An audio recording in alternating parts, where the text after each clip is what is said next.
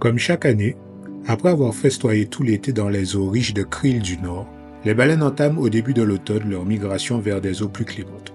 Nous sommes à la deuxième partie de cette saison 2025. Ça fait quelques mois que les baleines sont arrivées dans nos eaux et nous continuons à les observer.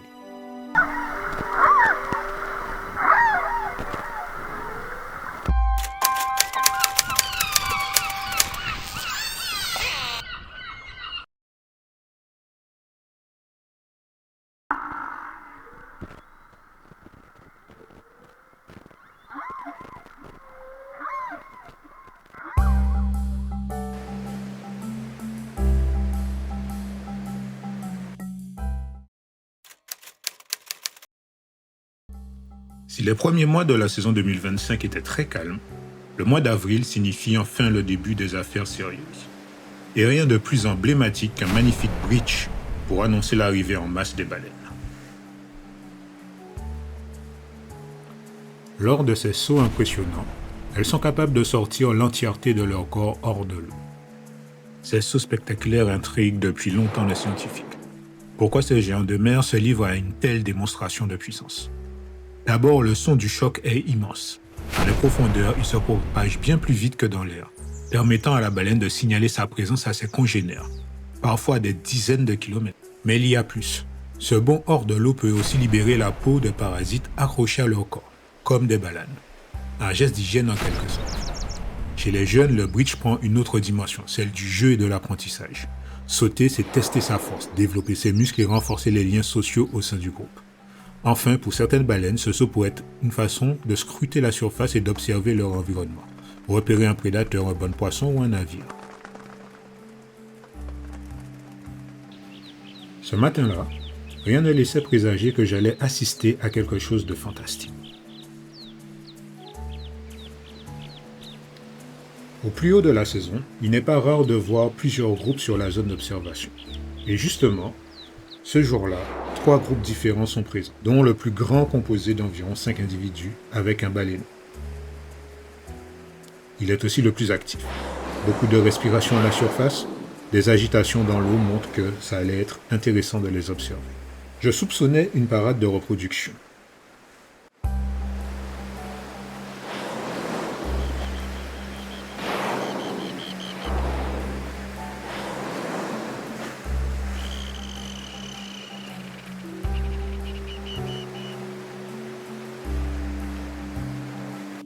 La parade débute souvent autour d'une femelle en chalet. Plusieurs mâles, parfois plus d'une dizaine, convergent vers elle, formant ce que les biologistes appellent une compétition de mâles, ou hit run. Dans ces groupes, les individus rivalisent physiquement. Ils se poursuivent, se heurtent, se frottent, soufflent puissamment et utilisent leurs nageoires pour intimider leurs rivaux. Ces interactions peuvent durer plusieurs heures, voire plusieurs jours. Outre ces démonstrations de force, un autre élément essentiel entre en jeu, le chant des mâles. Ces vocalisations complexes, longues de plusieurs minutes et répétées sur des heures, semblent jouer un rôle central dans la séduction et la communication intraspécifique. Chaque population possède un dialecte particulier qui évolue d'année en année, un phénomène rare chez les mammifères marins. La femelle, après avoir observé le comportement des prétendants, choisit le mâle le plus apte, souvent le plus persistant et le plus fort. L'accouplement se fait discrètement, généralement hors de la vue des observateurs. Après la fécondation, la femelle porte son petit pendant environ 11 à 12 mois, avant de revenir dans ces mêmes eaux pour mettre bas. Et comme prévu, le groupe se lance dans une traversée en nage rapide de la zone d'observation.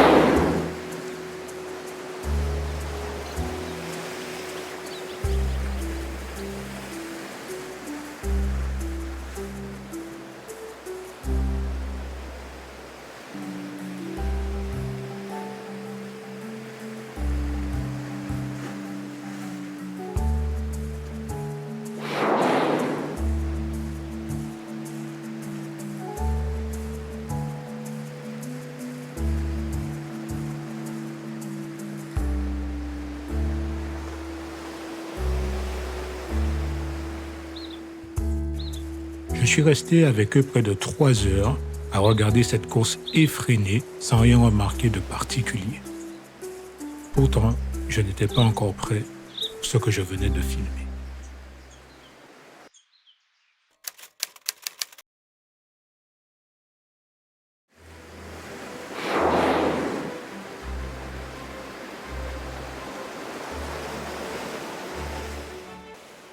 Satisfait d'avoir capturé ce qui s'apparentait à une parade de reproduction, c'est en traitant les images chez moi que je me suis rendu compte que cette séquence était peut-être encore plus exceptionnelle. Si on prête bien attention aux images, on peut observer en plus des dos imposants de nos titans préférés, de petits dos qui accompagnent le groupe, des moments furtifs à peine visibles et surtout invisibles à l'œil. Même avec l'objectif, c'était compliqué. Dans un premier temps, j'ai cru à une chasse de pseudo-loups.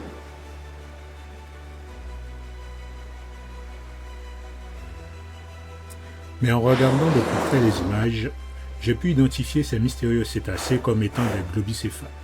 On les appelle baleines pilotes. Ce sont les deuxièmes plus gros delphinidés après l'orque. Ici en Guadeloupe, ce sont des globicéphales tropicaux. On peut compter au moins une dizaine d'individus accompagnant les baleines, parmi eux des juvéniles. Alors, si ce genre de rassemblement interespèces a déjà été documenté, je ne saurais vous dire si ça a déjà été vu en Guadeloupe, ni le but de cette escorte. En effet, les globies escortent-ils simplement le groupe de baleines ou est-ce une chasse et sont-ils en train de les harceler pour séparer le baleineau des adultes?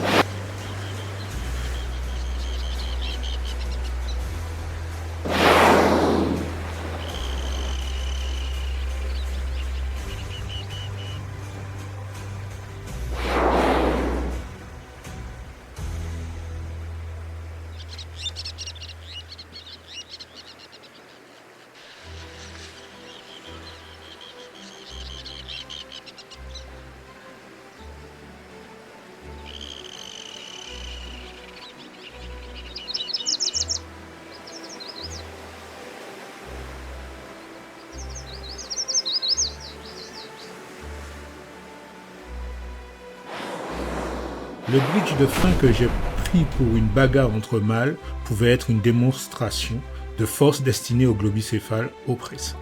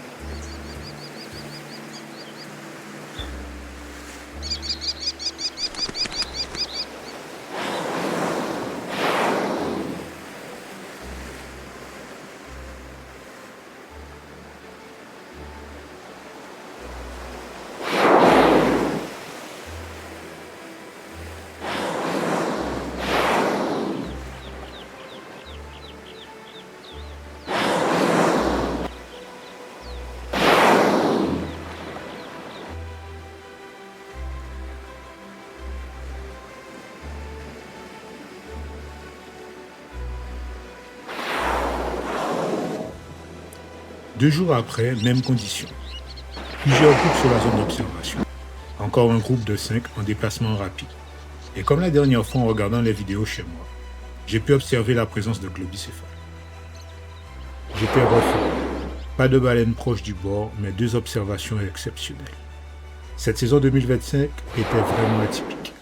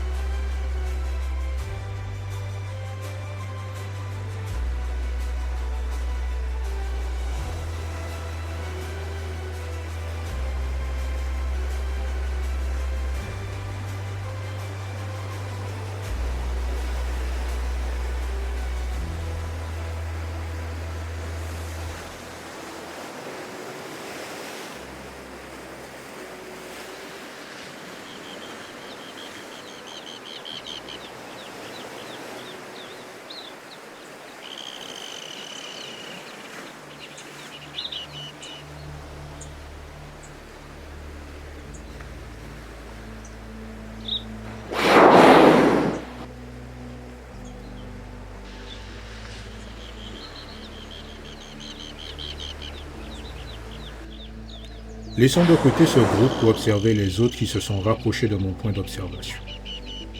Ils sont assez proches pour qu'on puisse les repérer par transparence sous l'eau. Mais je ne suis pas encore satisfait. J'espère qu'elles se rapprochent encore.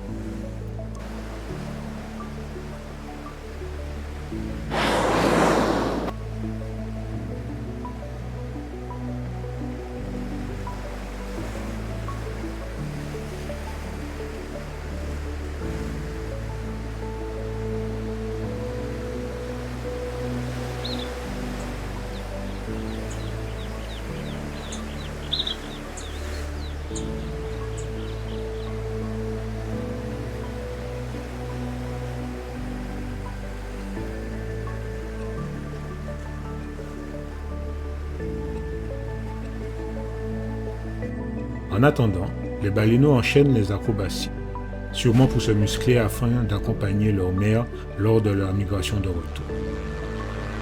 Chacun y va de son petit saut, nous permettant de les voir ainsi sur des distances impressionnantes, de l'ordre de 10 à 15 km.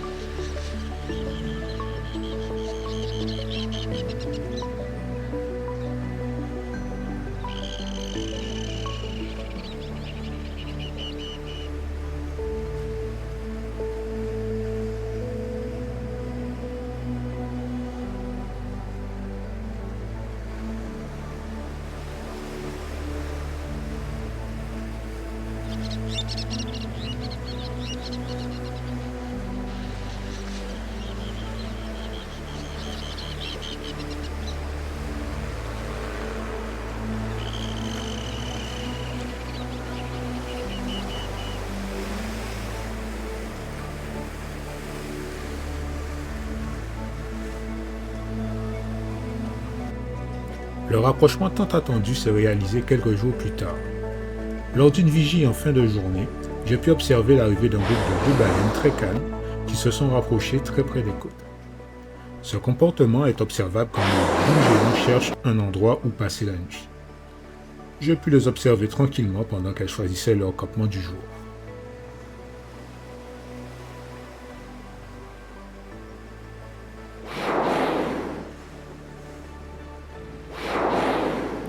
Passer la nuit ne veut pas dire qu'elles vont plonger dans un profond sommeil comme nous ou les autres mammifères.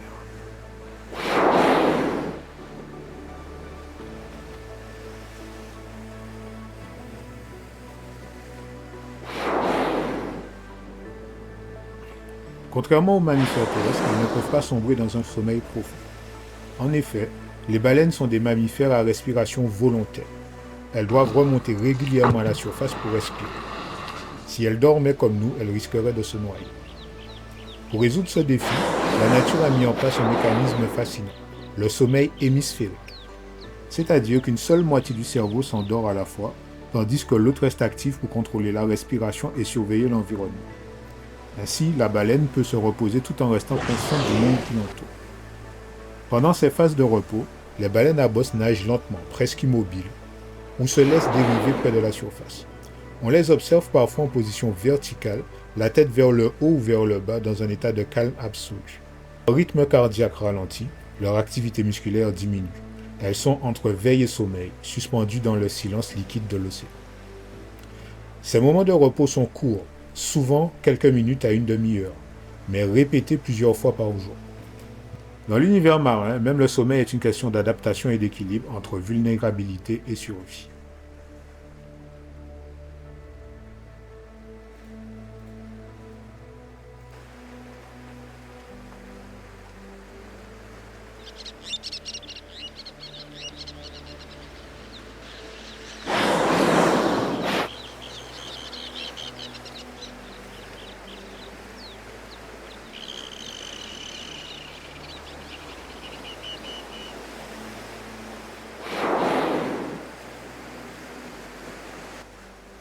Le soleil étant couché, j'ai fait le pari de retrouver ces deux baleines le lendemain au même endroit. Si elles ont dormi là, il y a de fortes chances qu'elles se réveillent demain matin au même endroit. Et donc moi, je suis rentré pour me préparer à une longue journée d'observation.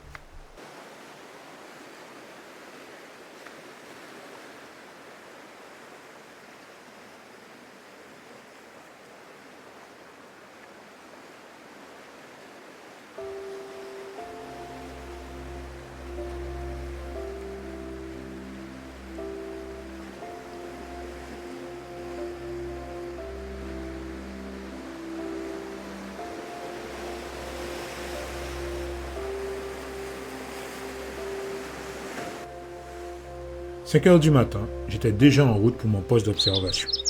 Après quelques minutes sans rien observer, j'ai failli croire que mon pari était raté. Mais un souffle vient me rassurer et j'ai enfin eu mes baleines à moins de 20 mètres de mon poste d'observation. Le saint graal que j'avais entendu toute la saison est enfin arrivé, quasiment à la fin de cette dernière. Ce fut rapide, ces baleines n'ont fait que quelques séquences respiratoires à côté de moi. Je n'ai pu profiter de leur présence que 2-3 fois avant qu'elles ne disparaissent de toute la journée. C'est un moment magique, fugace, mais magique quand même. Je vous souhaite, comme moi, d'un jour de voir ces baleines de près en toute sécurité. Alors n'hésitez pas à aller sur les falaises.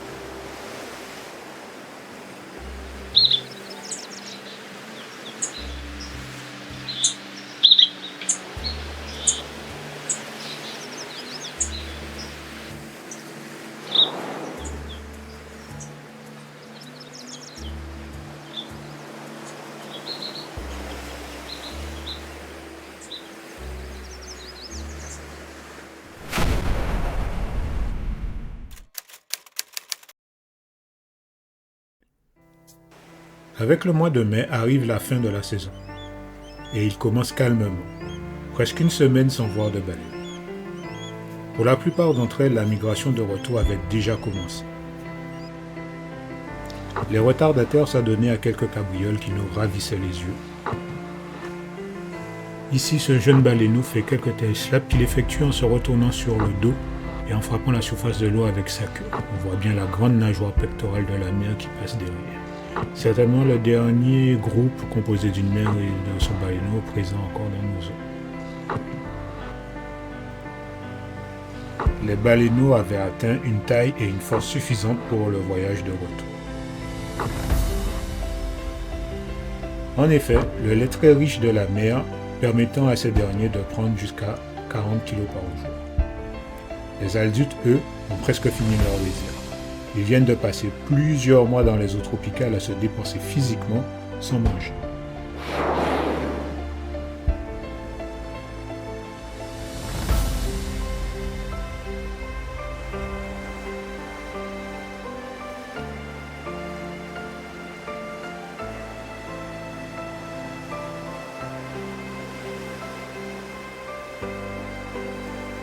Et d'autres, comme ces deux-là, se prélassaient une dernière fois au soleil en faisant une petite sieste bien méritée après tous ces efforts durant la saison de reproduction. Je suis resté 3 heures à les regarder dormir, puis elles sont parties.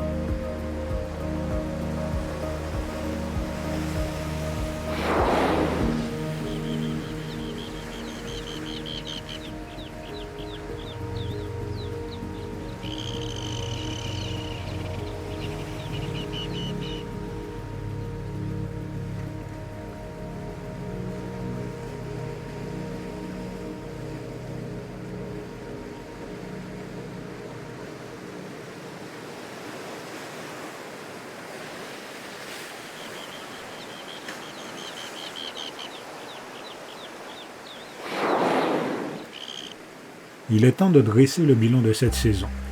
Pour les mois d'avril et mai, on a eu 56 observations de baleines, dont 8 baleineaux. Ce qui nous fait, en ajoutant les observations de janvier à mars, un total de 82 baleines observées, dont 10 baleines. Cette saison a été intense, par le nombre de vigies réalisées, 72 environ, mais au final, bien peu de baleines comparées aux années précédentes. C'est un phénomène qui s'accentue d'année en année. Le nombre de baleines qui visitent nos eaux en Guadeloupe diminue. Est-ce à cause du réchauffement climatique qu'elles ne trouvent plus l'intérêt de descendre jusqu'en Guadeloupe? Ou le manque de nourriture qui les font rester dans le nord? On ne sait pas. Mais en tout cas, nous continuerons à observer les baleines et en leur dire l'année prochaine.